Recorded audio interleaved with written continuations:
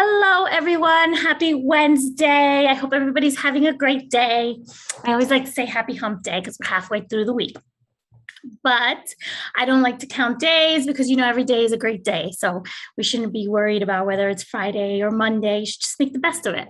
Anyways, let's get started. Today, I want to introduce you guys to the lovely Kelly Tavares. She is the founder of Rio Encantos Experiences in Rio de Janeiro. She's a native Carioca, which is the name that's given to people who were born in Rio, and loves to connect with locals and travelers alike. She strives to create these unforgettable moments by really sharing authentic experiences, really mixing the present with the past and including some of her own personal experiences as well as the cultural history of Rio in addition to everything else. In addition to being the owner of Rio Encantos, she's also a community cultural producer and a multicultural facilitator. And as such, she presents herself to her guests as a storyteller, an art educator, and a tour guide, which are the three main activities that she's been practicing for many years. She graduated from the University of Fine Arts in Brazil and as well as the University of Oregon here in the United States. And in her spare time, she loves photography, art, and travel. I mean, who doesn't love travel, right? I came across Kelly's profile as I was doing some prospecting for a service that I plan on launching in 2022. And she caught my attention immediately. I was really captivated by some of the tours and the services that she provides. Most specifically, one called Little Africa Afro-Brazilian Tour, where she really provides her own perspective growing up in this local community in Rio. And she combines that with really sharing the history of the Brazilian slave trade and its impact on Brazilian culture over the years. I had the ability or the opportunity to take her virtual tour because I really wanted to see what it was about. And I have to say that she's incredibly knowledgeable, she's engaging, and she brings an energy that honestly, by the time you're done, you're like, how did that hour go by so quickly? Or if you don't believe me, check out her reviews on TripAdvisor because she has plenty of them and she has 5 stars and people have nothing but wonderful things to say about her. So I am thrilled she's here. Thank you, Kelly, for doing this with me. I so appreciate it. Thank you so much, Amarilis. Thank you for being such an enthusiast, and your happiness and positiveness is just like contagious. And and I love people like that because I love to be like that as well. And then thank you so much. You're a star. Oh, well, thank you. Thank you. I can say the same for you. I can definitely say the same for you. So, aside from what I just shared with everybody, tell us a little bit about yourself and your story. And, where were you born? It seems you came to the US to study, like what took you back to Brazil. So, just share a little bit with us about that. Thank you. I was born here in the city center of Rio. And I am like a free spirit. Since I was a child, I was raised like on the streets, playing with other kids, getting to know a lot of diverse people, taking care of the animals on the streets, and making a lot of friends and connecting with neighbors. And this way of living, as well as the way my family started together with like adopting other members of the family, since my grandmother was like that, the house always open to people to come on lunchtime and dinner time without saying, just showing up. And that made me this person who wants to be out there connecting with people, and for the sake of peace and love. And I think that's never going to go old. And so I live for that and for education. And that's the reason why studying arts education and arts management and tourism made like the perfect combination to start a business of my own without being, subjugated to any kind of institutional mindset that will privileged capital and instead of people. So Right. I work with sustainable tourism, and it's responsible and always connected with the local communities in the different strats, like from the favelas to the hills, to the suburbs, to the city center, to business owners, uh, locally and abroad. So Okay. going to the US was a very nice way to learn to go deeper inside of the language, because I studied English since I was 10 years old. I love other languages, and especially like English, because it was my first contact.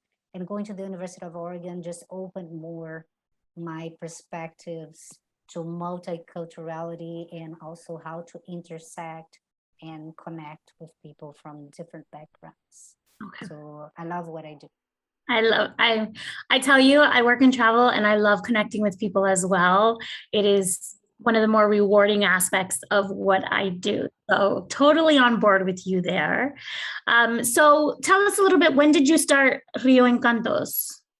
In 2013, I was already starting it, and officially, yes, in the middle of 2013, I've been doing researches, going deeper into the research of my Black ancestry, and also in the culture and studies of like decolonization of our history and of our minds as well, and how I work with that in my narratives. That's been key in my work. Did you start it because you saw kind of like a gap in the tourism in Brazil in terms of really sharing like the history and the cultural part of it? I mean, I know people, when they think about Rio, they think about carnival, right? Like that's like the first thing you think about. And not that I mean, that's great. I've been to carnival. It's amazing. And it is entrenched in your culture. But is that what prompted you to start your business? Just kind of seeing that gap? Yes, exactly. It's like making an analogy would be like, oh, I go to London for the carnival in Notting Hill, but London has much more than that, right?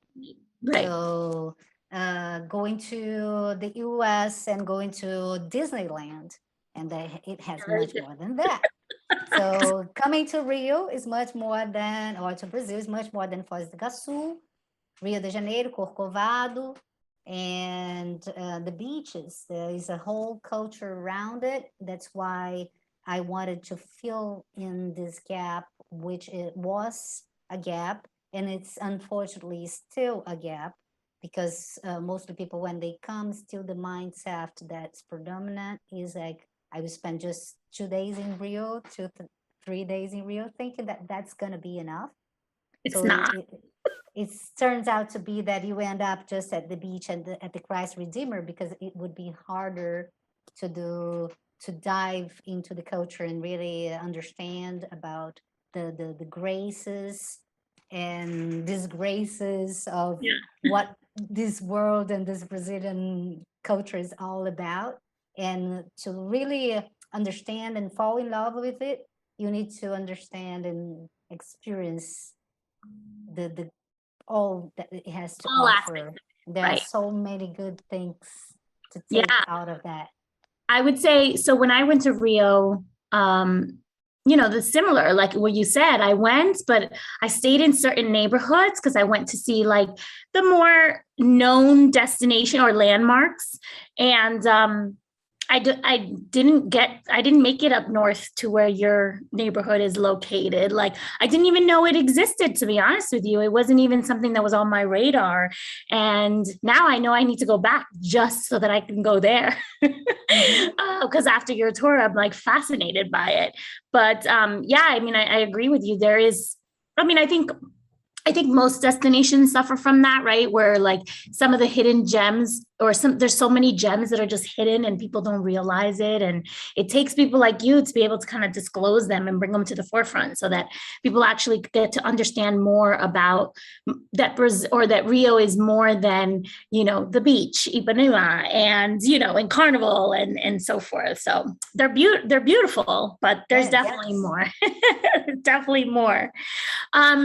So the services that you offer, are you exclusive to just Rio, or do you offer that through different parts of Brazil? Because I know you have a network of guides that you work with, right? Yes, I work with a network of guides all over Brazil, but especially specifically in about 16 different states. And most of my network is focusing also in Black history and Black history walks Mm-hmm. and experiences, because we understand that we as Brazilians, most of our heritage is Black. What happened in the tourism industry is that they sell the five-star hotels, five-star businesses in the touristic areas where most of the Black population, the majority of the population and culture aren't present. Right. So we focus on that, and then working with that, we offer destinations, experiences, immersions, packages, tour packages in different cities and destinations with different guides, and accommodations and transfers as well. Okay.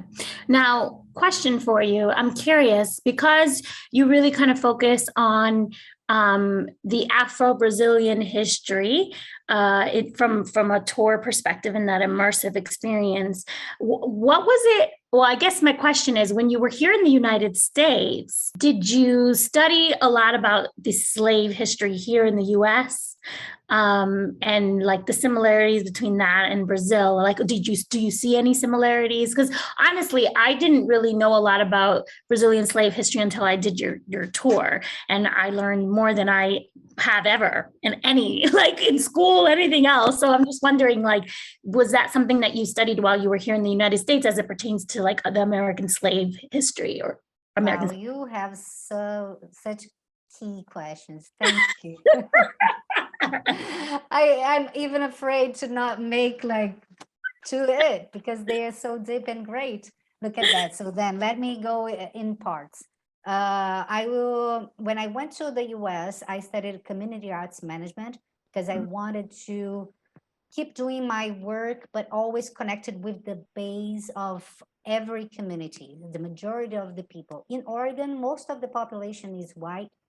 Mm-hmm. And what I did, I was an exchange student in an exchange program, which was multicultural.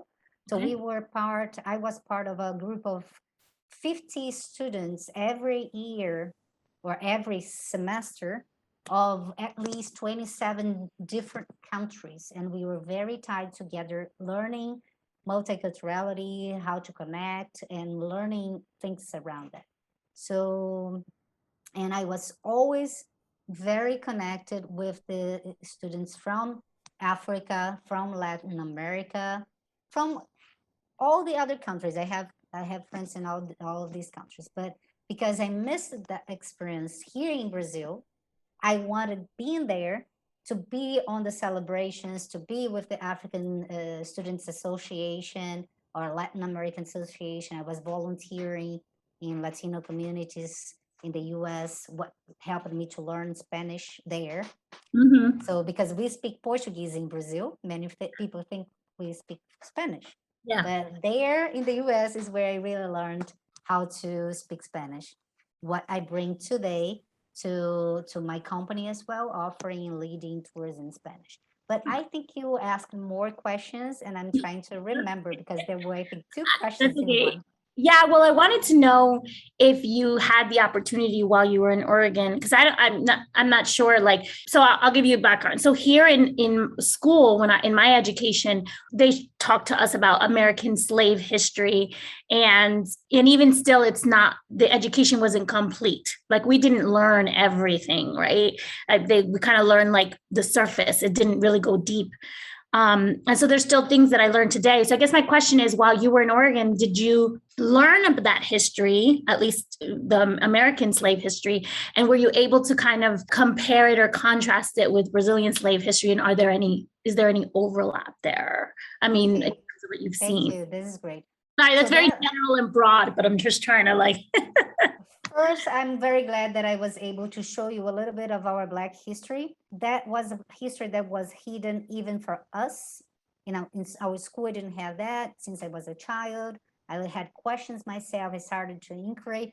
When I had my first contact as a tour guide in the National Museum of Archaeology, the first sector that I got interested in on guiding and researching about was Egyptian archaeology. So I started from there, diving very deep into the African continent. And then from then on, my history background that I had while at the university here in Rio, I started to go into the African history, but still there was a huge gap. The professors weren't prepared in the 90s. So that was a big of like a step back, because I really was looking forward to learn about South Africa, Nelson Mandela, the contemporary issues on that time involving Africa. So that is an interest that came from a time ago, because I didn't receive that questions, those answers when I was in school, when I was around 10 years old. Okay. So that made me research more and more throughout my life. And then going at wherever I would go and move and live, I would connect with the folklore and the cultures, music and dance and food of every place where I went to. And the same thing happened in the US. But being said that there, I had more the connection with the African students and Latino students, because they were doing many celebrations. But every time I traveled to like Los Angeles or California, and I went to LA and San Francisco, I was visiting sites of memory and museums from the diaspora, without knowing that coming here in Brazil, I would work with that topic. Okay. Okay, that makes sense. Aside from the experiences that you provide and really kind of understanding more of the Brazilian culture and how it's tied to your African heritage and background, what other aspects of Rio do you feel are not presented enough to tourists or to travelers, or kind of like not appreciated or underappreciated? And a lot of travelers leave the country without really understanding or learning or knowing about it. This movement in the travel industry is part of the Black travel movement, and that comes to give an answer to the predominant travel policies and local politics of whitewashing the populations wherever you go. And that's why you haven't heard about and you didn't know anything about 380 years of slave trade in Brazil, because most Brazilians that will appear outside will be white or brown, like me, brown skin. And the darker skin, they will appear as just providing services and entertainment. And while we are also co-players, how can I say that? Key players of making the culture and tourism. Right. So that's the reason why I wanted to play that role as a business person as well. But I don't want to lose your question, because there are so many things tied to that. Yeah, sorry. I know my question seems to be long-winded. I just wanted to know if there were any other maybe like neighborhoods or aspects of Rio in general that you feel are kind of underappreciated and not shared enough with travelers. Yes. I'm just trying to give people who may be interested in going to Rio some insight into other things that they would possibly maybe want to see that they're not going to get they're not going to get the same exposure to like you would other, like Carnival or stuff like that. If you come and stay just in Copacabana, Ipanema, and Leblon, you won't have an idea what Brazil or Rio is really about. You have a connection with nature and with 5-star restaurants, everything very structured, and the soulful energies will be as deep as you could enjoy and live if you go just a little bit further, like 15 minutes inside of the city center, where you find lively art, a dynamic culture on the streets, street parties, outside of Carnival as well. And if you meet a local guide, such as me and someone and people from my network, we will be able to offer you experiences taking you to the parties of that day, for example, to live that programming beyond a bossa nova, which is already dead in the sense of it's not a lively culture anymore. So bossa nova is still impregnated on people as the music of Brazil, but samba is the lively music of Brazil, being reinvented since the end of the 19th century until these days, while bossa nova stayed and stuck in time. I love bossa nova. Yeah. I love. Bossa nova too, but I love samba more. There isn't anything new about it anymore. And to find that out, you need to go outside of the South Zone of Rio.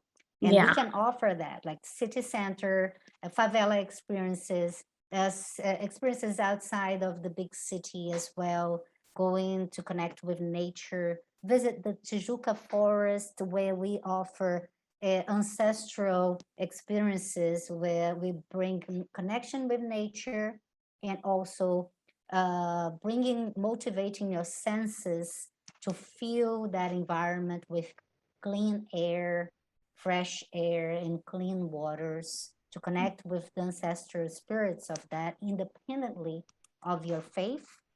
Inside of nature, you recharge your energy. And in Brazil, you have many, many opportunities to do that. Absolutely.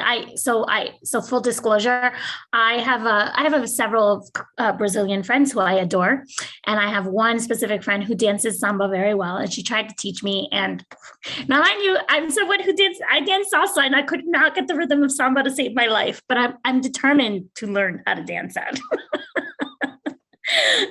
I love samba music. There's something so like just exciting about it, you know? You can't help but want to dance. I just can't do it as well as my girlfriend does. So one day. So question for you, because I hear quite often. So I went to Rio by myself. And when I went by myself, people were like, what? Are you insane? And there's this conception or this idea that Rio is not safe. And I have to tell you, I disagree, because when I went, I didn't feel unsafe at all. I felt fine. Like I went to different areas, maybe not as wide as, like, not as many areas as I wanted to, but I traveled the country by myself and I felt fine. Specifically in Rio, just navigating the city. So how do you address those concerns with people who want to go to Rio, but perhaps are concerned that it might not be safe? I get a lot of that here. When people arrive here, they say the same thing that you were saying. They say, oh, people told me this and that, but I'm feeling safe. I'm so fine. Okay, yeah. So you have unsafe areas and safe areas. So what happens is, like in many other places, big cities in the world, you need to know what are the streets where there are more people going, following the flow of the people, and you'll be fine for the most part. Yeah. And then, I don't remember the last time when someone even pickpocketed me. But my piece of advice is, don't use like jewelry, like things that Flashy. I really will call attention, which are flashy. What people target indeed is like iPhones. So if you come with your iPhone, it's like, I kind of play with people saying, it's like being alert and present is a meditation state. So being in Rio is being alert. It's a big city with like millions of people. So if you are aware of what you're doing, if you get distracted with your iPhone, just send messages instead of looking around, like people around you, what are you doing there? How can you live that experience? So you are at the risk of missing your phone. That's what usually can happen. Yeah.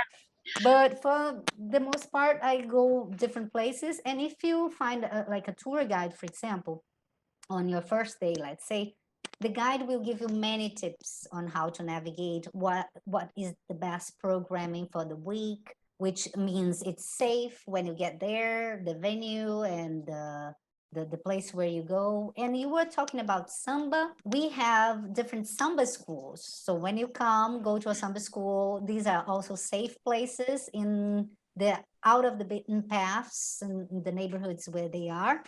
And if you go to a favela, go with a local guide. That's how we work, because favelas can also be unsafe depending on the day when you go, if you are not going with a local, because there are gangs. Yeah. Like in many other shanty town or ghettos, you need to know with a local. Yeah. And then go in with a local, the local will know the best day and time of the day to go, the best parties. And in these communities, because the guide is from the community, they respect the guide and they understand their work.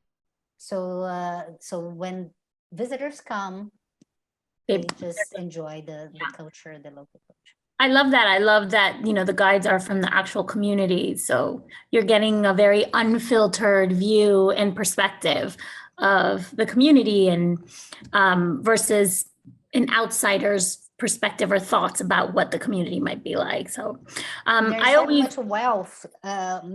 People think, oh, favela tour is like a safari. No, the tours that we develop is community based. yep. The players are the guides who are residents, and they know the wealth of their communities despite of the lack of some infrastructure. Okay, that's good to know. I always encourage travelers, if they, some people want to spend some time kind of on their own, walking around, looking, kind of taking it in. But I always encourage travelers to at least some point during their trip to connect with a guide, because I think you're just going to get a whole very different perspective of the destination, from somebody local like yourself. I mean, you can't beat that, right? Like, I'm a travel advisor, and I try to curate these wonderful trips and experiences for people. But I'm just going to say this, like, I can connect you with local guides. They're going to give you a much more in-depth understanding of that community than I can from a distance, right? Plus you're there, you breathe it day in and day out. So question for you: what's one piece of travel advice that you would share with group members or anybody who wants to get out there and see the world? Connect with locals. Don't go just for the big businesses and hotel chains, because they are mostly international companies that takes the money outside of the country. Try to find, for example, if you go through Airbnb or homestay, for example, to try a family homestay if you are coming in a small group, or to connect with locals is a great way to do it. Yes. And even if it's a small group, sometimes you'll find a whole house where you have a whole neighborhood around with its own programming. Yeah, So that's connect great. and don't go just to 5-star restaurants. That's great advice. I actually did an interview a couple of weeks ago with someone who does home exchanges. She lives in New York, and she's been able to travel the world with her family by exchanging her home with people in other countries.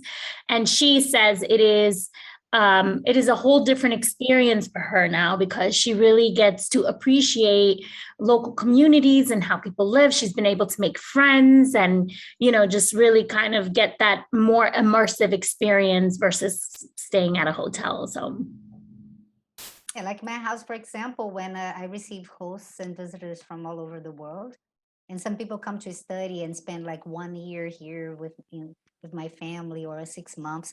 So they end up coming to the parties we make on the neighborhood, or barbecuing in the back patio, and becoming part of the family and friends forever. So it's so yeah, of much more course. fun. I have made friends like that you just know. My fiance calls me a social butterfly. So like, you talk to the wall, you talk to everybody. But that has afforded me the opportunity to make some amazing friends all over the world. So I'll continue doing it.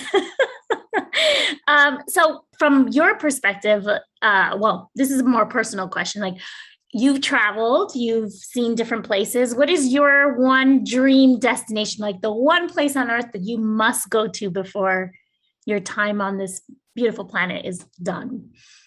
I really want to go back to Bahia. I have a tour guide who is a friend of mine there in Salvador, and I need to go to the Chapada Diamantina, which I've never been before. So this is a place that I definitely need to. So next year, I'll be there. And when is the best time to go there? Do you know?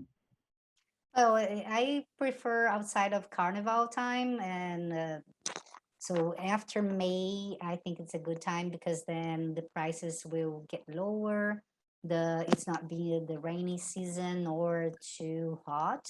Mm-hmm. And then I like to dive in Bahia. Like Bahia is a place to stay 1 month, you know. Yeah. Oh, sounds nice. So just in general, for anybody who's thinking of traveling to Brazil, whether it's Rio or, and I know Brazil is huge, so you might not be able to generalize, like to be general about this, but when is the best time to travel to Brazil? I mean, I feel like weather-wise, it's pretty good all year round, but I could be wrong. I think it gets a little colder in the south, right? Or Yes, it gets colder in the south. It can have drizzles and then a little bit of ice. And this winter we had that, and big storms in the winter, which is usually on July, August here. yeah, And well, it really depends on the traveler profile. If you like hot, because some Americans, they yeah. scare me when they say, I like almost 100 degrees. And I say, what? That's too much. Even for me as a Brazilian. Okay, so then you need to come in the summer. It's rainier, but it's very hot, 40 centigrades, 39 centigrades. And But it's not my your favorite summer is our temperature. winter, right? It's our summer from December to the end of March. And then Okay. in March, it's the season, it's the month when it rains a lot. And after April is when, from April to November, for me, the weather is perfect. Okay. July, you can have more gray days because it's winter. Yes, so you can arrive here in Rio, try to go to the Christ Redeemer, and the statue might be on a cloudy mountain, but that's not a norm, because there are many Julys of 30 centigrades as well. Okay. That's not so bad. That's like, No, it's it's great. not I cold love at all. from May to June. Now, if you like the crowds and the parties, then come from Carnival and to New Year's Eve. Carnival it's usually on February or March. And it's a very, very crowded, people from all over the world, and parties everywhere, Main Street parties. Mhm. And of course, with COVID, we didn't have, so what was good. But this year, I'm a little concerned because they want to make Carnival again. Yeah. I think it's still kind of early for that. So let's see how that's going to go. Yes. And I encourage people, if you go to Carnival or if you go during the time of Carnival, go to the main stadium where they do the whole parade and the floats and the Sambadrome or yeah, Sambadrome. the samba, yes. And they do all the samba schools compete and you see all the costumes. It is the most incredible experience ever. Just like the sheer number of people and the music and everybody's dancing and singing to the same song. It is spectacular. It is very spectacular. Yes. I had that experience, and I recommend that you get the best tickets you can get, because then you have like more comfort. So for example, when I sell tickets to Carnival, I sell, for the most part, the tickets for VIP sectors, where you can have food, drinks, and toilets at your own disposal. And then you can stay there from 8 p.m. when the party starts until 7 a.m. on the following day when the party finishes. And then it will restart for 4 days in a row. And you can get a ticket for a day, but usually if you get just one day, you'll be like, you had plenty. Honestly, I went one day and I was like, how do people do this for days on end? Yes. And also playing on the streets. Yes, because after we left, there was like parties on the street, there were people dancing, there were costumes. It was intense. It was amazing. So there you go, guys. If you want to go to Carnival, Kelly is your girl. She can let you know how to get tickets and tell you which are the best tickets to get. Even to go on the parade, people can get tickets and costumes to go on the parade within the samba schools. But I recommend mostly to come to Carnival of the 2023. Okay. If you want to come 2022, because of the COVID situation, we are just half the population is vaccinated.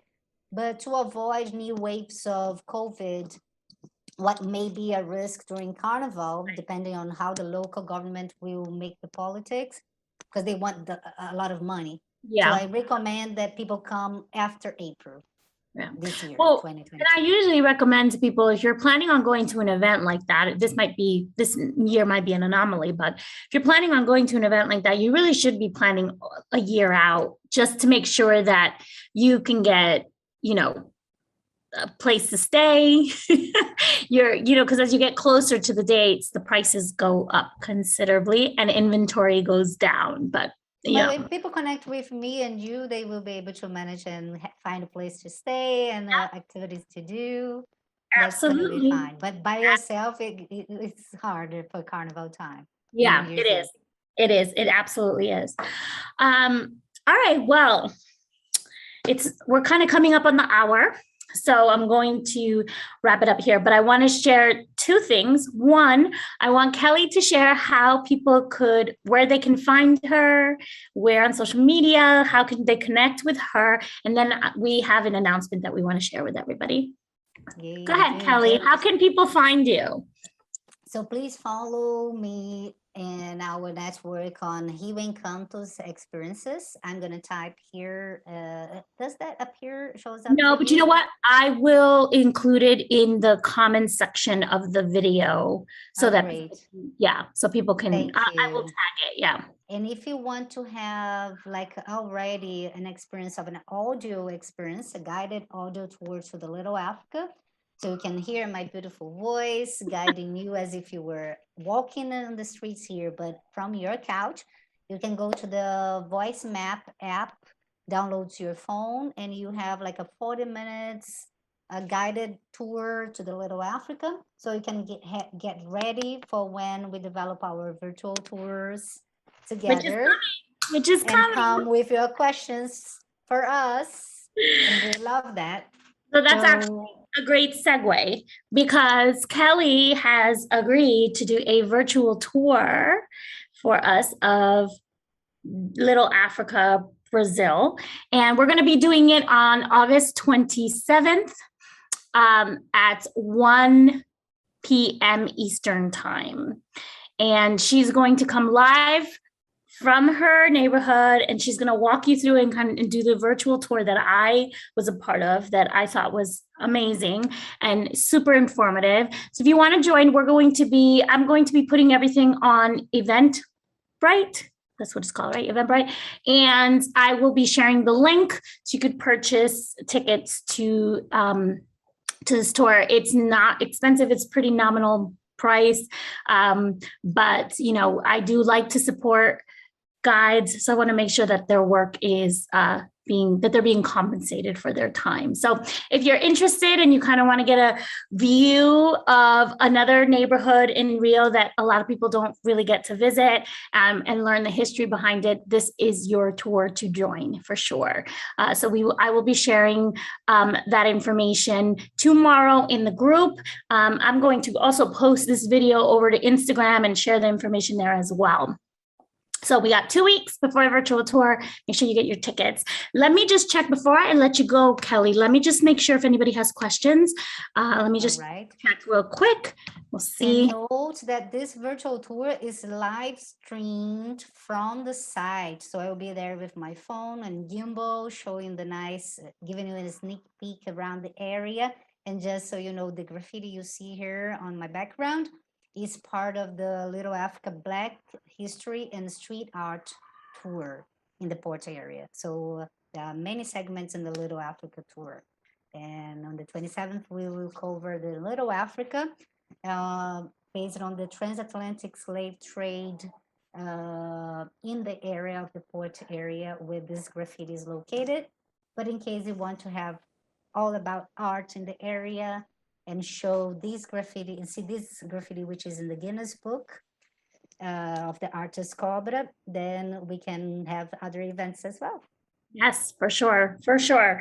All right. So I'm not seeing any questions, but I want to make sure that sometimes Facebook is a little behind, like you don't see things that are posted or questions that have posted. So let me just make sure. Give me 1 second. And then, nope, I'm not seeing any questions right now. Okay. Well, if any questions come up, Kelly, I will definitely tag you in them so you can answer them. Um, Yes, share your questions in the comments, and I will be more than welcome to be there, share with you the answers or other questions so you can get more excited about meeting us. yes, for sure, for sure. All right. Well, thank you, Kelly, for your time. I really appreciate it. This was awesome. And I can't wait for your virtual tour. And I can't wait for everyone to see how amazing you are and just like see you in action. So You're so cute. This lady is a star. Thank you. all right, love. Well, have a beautiful evening because I know you're an hour ahead, and I'll see you in a couple of weeks. See you soon. All right. Thank you, love. Bye, sweetie. Bye. Thank you. Click the subscribe button to get notified when we post more videos featuring other cultural tour experiences from around the world and additional travel-related content.